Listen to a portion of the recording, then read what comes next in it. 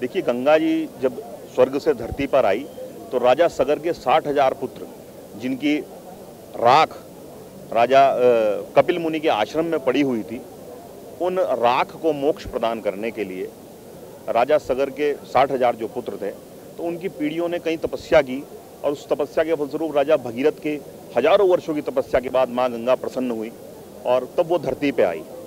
और पहाड़ों से होते हुए हिमालय से माँ गंगा धरती पर आती हैं। और ये हर की पौड़ी का ये जो क्षेत्र है हरिद्वार का, ये पहला मैदानी क्षेत्र है जहाँ माँ गंगा मैदान में प्रवेश करती हैं और हर की पौड़ी ब्रह्मकुंड पर आती हैं। और इस क्षेत्र का महत्व इसलिए भी ज़्यादा बढ़ जाता है कि हमारे सामने एक कथा और आती है समुद्र मंथन की,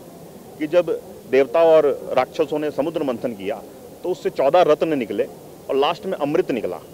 तो उस अमृत की जब छीना झपटी दैत्यों और दानवों में हुई तो वो अमृत की बूंद 4 जगह छलकी। सबसे पहले वो बूंद यहाँ पर, ये ब्रह्मकुंड का जो क्षेत्र है यहाँ पर छलकी, तो इस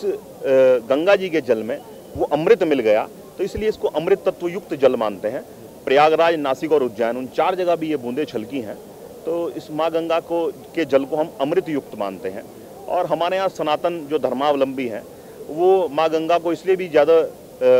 पुण्य फलदायी मानते हैं कि हमारे शास्त्रों में लिखा हुआ है कि माँ गंगा के जल में अपने जो परिजन हैं उनका अस्थि प्रवाह करने से वो मोक्ष को प्राप्त करते हैं और वैकुंठ लोक में वास करते हैं।